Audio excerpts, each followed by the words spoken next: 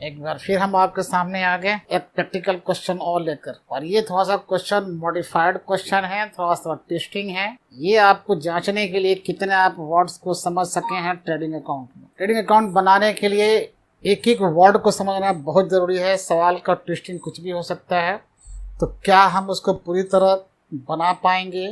कुछ भी टेढ़ा मेढ़ा कुछ भी कर ले यार, कोई भी वर्ड डाल ले, कैसे हमें करना है? ध्यान रखना है कि क्या यह ट्रेडिंग अकाउंट का आइटम है। बड़े लिमिटेड आइटम होता है ट्रेडिंग अकाउंट का, बस स्टॉक है, सेल है, परचेज है, रिटर्न है और डायरेक्ट एक्सपेंसेज है। इसी को जोड़ते रहना है, बार बार देखना है। ट्रेडिंग अकाउंट में इसी को जाना है, हमारा ग्रॉस रिजल्ट निकल जाएगा, या तो ग्रॉस प्रॉफिट निकलेगा, फिर ये ग्रॉस लॉस निकलेगा। देखते हैं फिर क्या इन्फॉर्मेशन है। एक ये दिया गया मॉडिफाइड क्वेश्चन है, थोड़ा सा ट्विस्टिंग है, चेंज किया हुआ, और इसको पढ़कर के हमको देखना है क्या ट्रेडिंग अकाउंट बन पाएगा। अगर बन पाएगा तो कितना करेक्ट हो पाएगा। देखते हैं फिर कैसे। एक एक आइटम पर ध्यान रखते हैं। ये पहला आइटम है, शॉर्ट में लिखे हैं ओपनिंग स्टॉक। तो गौर से देखिए इस चीज़ को। ये आउटस्टैंडिंग मत पढ़ लेना इसको, कई बार बच्चे आउटस्टैंडिंग पढ़ रहे हैं, तब क्या बताएं। कितनी बार समझाए कि यार जब हम बोल भी रहे हैं उसको दिखला भी रहे हैं, इसलिए समझिए कि ये आउटस्टैंडिंग ना होकर के ये ओपनिंग स्टॉक है। अब ये ओपनिंग स्टॉक हमने पिछले क्लास में बताया था कि ओपनिंग स्टॉक 3 फॉर्म में हो सकता है। किसी बिजनेस में ओपनिंग स्टॉक रॉ मटेरियल के फॉर्म में हो सकता है, कच्चे माल के रूप में हो सकता है। रॉ मटेरियल का स्टॉक हो सकता है ओपनिंग या फिर क्लोजिंग। जो हमारे माल तैयार हैं, फिनिश्ड गुड्स, उसके भी ओपनिंग स्टॉक और क्लोजिंग स्टॉक हो सकते हैं। और ऐसे गुड्स, ऐसे माल जो ना तो रॉ मटेरियल है ना तो फिनिश गुड्स हैं, ना तो पक्का तैयार हैं और ना बिल्कुल कच्चे फॉर्म में, यानी कहीं ना कहीं मैन्युफैक्चरिंग के प्रोसेस में है, वो वर्किंग पोजीशन में है, कहीं हो रहा ना तो कच्चा माल का है ना उनको पक्का माल का है, तो बीच बीच का है।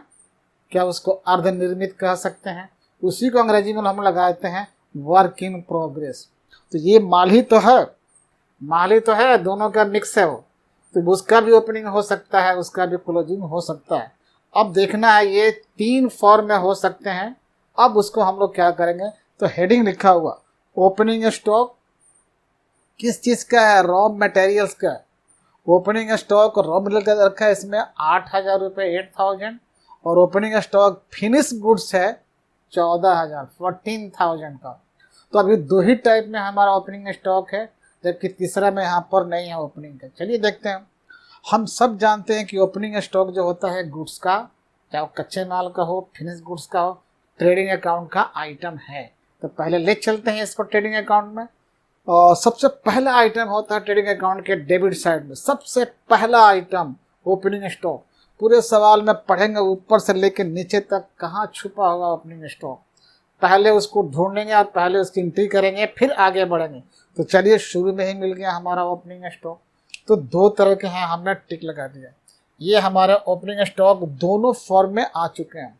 ये शॉर्ट में लिखा गया RM रॉ मटेरियल, समझ जाना चीज़ को, और दूसरा FG यानी फिनिश्ड गुड्स। चूँकि ये कंसर्न है, मैंने समझा दिया है चीज़ को, थोड़ी जगह कम पड़ रही है इसलिए इसका पूरा नहीं लिख सकते, आप समझ जाओ चीज़ को।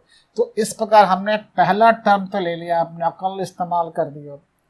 दूसरा टर्म ढूंढते हैं, याद रखना ऊपर नीचे बीच में कहीं भी हो सकता है। दूसरा टर्म चाहिए, उसकी जगह मुकर्रर है, आप उसको इधर उधर नहीं कर सकते हैं।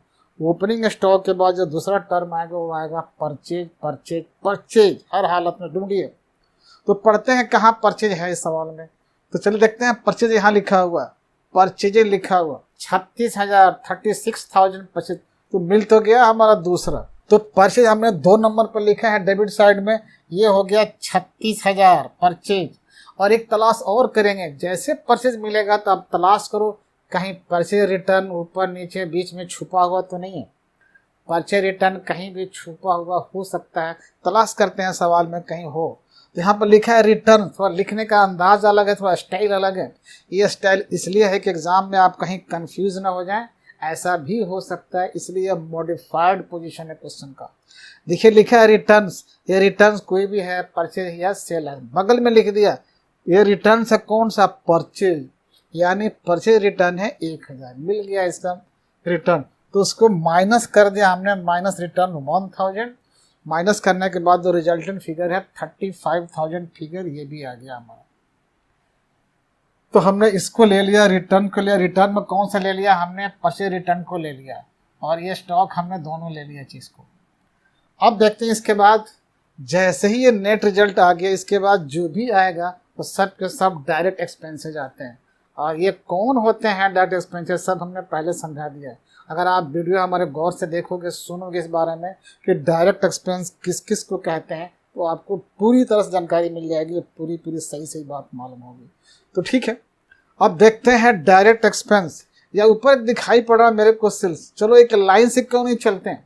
अब एक लाइन चलें तो सेल, सबको पता है कि जो सेल्स है ट्रेडिंग अकाउंट के सीआर साइड में जाता है, और ये पहला आइटम यानी सबसे ऊपर लिखा जाएगा सेल्स। आप उसको नीचे नहीं लिख सकते, तो सबसे पहले ऊपर सीआर साइड में सेल्स लिखा जाएगा। तो जो भी सेल्स दिया गया हमने यहाँ पे लिख दिया 90,000 का सेल फिगर ले लिया, तो 90,000 का सेल तो ले लिया इसमें। जैसे ही सेल आया तो उसमें से सेल रिटर्न हो सकता है और नहीं भी हो सकता है, लेकिन ढूंढेंगे पहले, क्योंकि एक लाइन जगह चाहिए इसको माइनस करने के लिए। तो ढूंढते हैं कहाँ है सेल्स रिटर्न, यहीं पर दिखाई पड़ रहा। ये है रिटर्न्स, लिख करके बगल में लिख दिया है सेल्स। ये दो जो वर्ड है परचेज और सेल्स, बगल में यहाँ हेडिंग है इसका रिटर्न्स। ये जो रिटर्न्स है इन दोनों के लिए आ रहा। तो परचेज का हमने काम तो कर दिया, अब ये सेल्स का काम करने के। सेल्स रिटर्न है 6,000, जैसा कि हम सब जानते हैं माइनस होता है सेल्स में से, इसलिए माइनस करके बाहर रिजल्टेंट फिगर आ गया हमारा 84,000। प्लस माइनस करने में मिस्टेक हो जाए चेक कर लेना, जोड़ घटाव कर लेना। तो ये भी हमने फिगर ले लिया। आगे बढ़ते हैं और टिक लगा दिया, मैंने काम कर दिया हमने। ये दिखाई पड़ रहा वेजेज, वेजेज के आगे पीछे कुछ नहीं लिखा हुआ। तो जब कुछ भी नहीं लिखा है तो हम लोग एज्यूम करते हैं दैट इज डायरेक्ट एक्सपेंस। ये फैक्ट्री में लगा है और लोडिंग अनलोडिंग माल की इधर उधर करने में जो वेजेस दिया गया है मजदूरों का, ये वेजेस आगे पीछे कुछ नहीं लिखा है तो उसको डायरेक्ट माना जाता है। और जो डायरेक्ट एक्सपेंस होता है सीधे सीधे ट्रेडिंग अकाउंट के डेबिट साइड में आता है। तो चलिए हमने उसको भी ले लिया, डेबिट साइड में यहाँ पर नोट कर दिया 13,000। ये 30,000 हमने इसको भी ले लिया, चला गया। एक और आइटम आता है नेक्स्ट, फैक्ट्री एक्सपेंस। जैसा कि पहले बता चुके हैं, all factory expenses are the item of trading account. Factory का कोई भी, फैक्ट्री के सारे एक्सपेंसेस, फैक्ट्री के चलाने के सारे खर्चे, चाहे वो इंश्योरेंस हो फैक्ट्री का, रेंट हो, बिजली हो, टेलीफोन हो, जो भी हो फैक्ट्री का अगर लगता है कि एक्सपेंस है तो सीधे उसको ट्रेडिंग अकाउंट के डेबिट साइड में लेके आते हैं। यहाँ लिखा है ना फैक्ट्री एक्सपेंस, तो देखिए 9,000 हमने ले लिया इसको डेबिट साइड में। तो फैक्ट्री एक्सपेंस भी हमने ले लिया, यहाँ से कटिंग कर दिया ताकि कंफ्यूजन ना हो जाए कभी। आगे बढ़ते हैं, फ्रेट। फ्रेट के आगे पीछे शायद कुछ लिखा है, उसी के अनुसार काम करेंगे हम लोग। ये माल भाड़ा है, यह भाड़ा है। आगे लिखा है इनवार्ड। इनवार्ड मतलब अंदर के तरफ। कोई भी माल हमारे व्यापार के अंदर के तरफ कब आएगा? जब हम उसको परचेस करेंगे। अब परचेस करके लेके आएंगे तो भाड़ा देना पड़ेगा, उसी को हम लोग बोलते हैं कार्टेज इनवार्ड। और परचेज माल जब करते हैं उस पर जो भी खर्चा होता है ले आने में, उन सभी खर्चों को हम लोग ट्रेडिंग अकाउंट के डेबिट साइड में लिखते हैं। अलग बात है जो नाम रखना है उसको रखते रहिए। ये है भाड़ा, कौन सा? इनवार्ड, अंदर ला रहे हैं, इसलिए ट्रेडिंग अकाउंट के डेबिट साइड में जाएगा। तो इसको भी हमने ले लिया, फ्रेट इनवार्ड 5,000। आगे बढ़ते उसमें एक और आइटम है आउटवार्ड। आउटवार्ड मतलब बाहर जा रहा है। तो माल कब बाहर जाता है बिजनेस? जब हम सेल करते हैं। तो सेल वाला कोई भी एक्सपेंस ट्रेडिंग में नहीं आता है। ये सब माल खरीदते हैं, लेके आते हैं, खरीद को उसका एक्सपेंस आता है ट्रेडिंग में। माल जब हम लोग बेचते हैं तो माल बाहर जाता है और उस पर जो हम भाड़ा कहीं चुका देते हैं उसको हम लोग कहते हैं कार्टेज आउटवार्ड। और सेल वाला कोई भी एक्सपेंस ट्रेडिंग में नहीं आता। इसलिए ये जो है खर्चा, ये खर्चा तो है फ्रेट, लेकिन बाहर माल भेज रहे हैं, बेचने पर ही बाहर जाएगा, इसलिए ट्रेडिंग अकाउंट में ये नहीं आएगा। आप इसको भूल जाइए, कहानी खत्म है। ये तो जज करना है, यही तो आपको डिसाइड करना है। अंतिम आइटम दिखाई पड़ रहा है यहाँ पर क्लोजिंग स्टॉक, शॉर्ट में लिखा हुआ क्लोजिंग स्टॉक। गौर से देखिए इसको। अब यह स्टॉक भी देखो हम 3 तरह के दिखाई पड़ रहे हैं। एक क्लोजिंग स्टॉक बचा है कच्चे माल के रूप में, रॉ मटेरियल्स के रूप में। दूसरा माल हमारे यहाँ पड़ा हुआ work in progress, WIP short में लिखा हुआ, मैं फुल फॉर्म बता दिया, वर्क इन प्रोग्रेस। ये अर्ध निर्मित है, ना पूरा कच्चा है ना पूरा पक्का है, बीच बीच का है, लेकिन ये माल क्लोजिंग ईयर के अंत में ये बचा हुआ है, ईयर के अंत में, इसलिए हमारे क्लोजिंग स्टॉक है।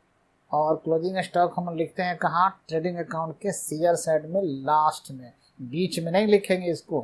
तो चलो देखते हैं ट्रेडिंग अकाउंट का सीआर साइड में लास्ट हमने लिख दिया यहाँ पर क्या, क्लोजिंग स्टॉक लिख दिया। अब देखते हैं क्लोजिंग स्टॉक के नाम पर क्या क्या है। There are 3 forms of stock. तो पहला फॉर्म है RM। RM कुछ और मतलब मत निकाल लेना, ये है रॉ मटेरियल्स। तो क्लोजिंग स्टॉक रॉ मटेरियल का हमारे पास पड़ा है 7000 का। Closing stock work in progress के नाम पर पड़ा हुआ है कितने हमारे पास, 2000 का। और क्लोजिंग स्टॉक जो फिनिश्ड गुड्स हैं, जो फिनिश्ड तैयार माल, उसको भी हम रखे हैं स्टॉक में अनसोल्ड है, वो कितना है 11,000 का, 11,000, उसको भी हमने ले लिया। इस प्रकार हमने क्लोजिंग स्टॉक तीनों फॉर्म में हमारे पास है। इन तीनों फॉर्म के क्लोजिंग स्टॉक को ऐड किया तो बाहरी कॉलम में 20,000 का हमारे पास क्लोजिंग स्टॉक आ चुके हैं। उसी प्रकार हमारे बिजनेस में जो ओपनिंग स्टॉक है वो सब मिलाकर के 22,000 बने हैं। तो हमने ओपनिंग स्टॉक ले लिया, क्लोजिंग ले लिया, सेल्स ले लिया और सेल्स रिटर्न एडजस्ट कर दिया, परचेज लिया, परचेज एडजस्ट कर दिया, और जितने डायरेक्ट एक्सपेंसेस सब कुछ हमने रिकॉर्ड कर दिया। तो यहाँ आपको सवाल पढ़ के जज करना है, बिल्कुल नहीं घबराना है, आप एकदम मास्टर बन जाओगे। लेकिन वीडियो को अंत तक गौर से देखना और 2-4 बार देख लेना, बिल्कुल आप बन जाए, कोई चिंता नहीं करना। तो इस प्रकार हमने सारे आइटम सीआर साइड वाले को सीआर साइड में डाल दिया, डियर वाले को डियर। अब हमको निकालना है gross result.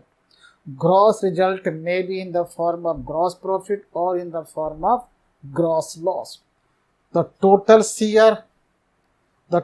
CR minus total dear, अगर कुछ बचता है, if there is any balance, total CR में से टोटल डियर माइनस करोगे जो डिफरेंस आएगा दैट इज ग्रॉस प्रॉफिट। अब कहीं ये टोटल डियर अधिक है, if the total of debit side is more than the total of credit side and then difference is gross loss. If the total of CR side is more than the total of DR side, then difference amount is called gross profit. If there is gross profit, this item will be recorded on the DR side, and if there is gross loss is only possible when the total of debit side is more than the total of CR side. It means अगर gross loss है उसको हम लोग CR side में record करें gross loss को, और gross profit है उसको हम लोग डीआर साइड में रिकॉर्ड करेंगे। निकलता कैसे है ग्रॉस प्रॉफिट, कैसे निकलता है यहाँ पर, अब तो टोटल सीआर यह है 1,04,000 माइनस टोटल डीआर इतना तक, ये जो टोटल डीआर आ जाएगा ये आ गया। अब तब कितना बच गया ये आप निकालोगे, देख चेक कर लेना, ये आ जाएगा 25,000। In this case the gross profit is 25,000।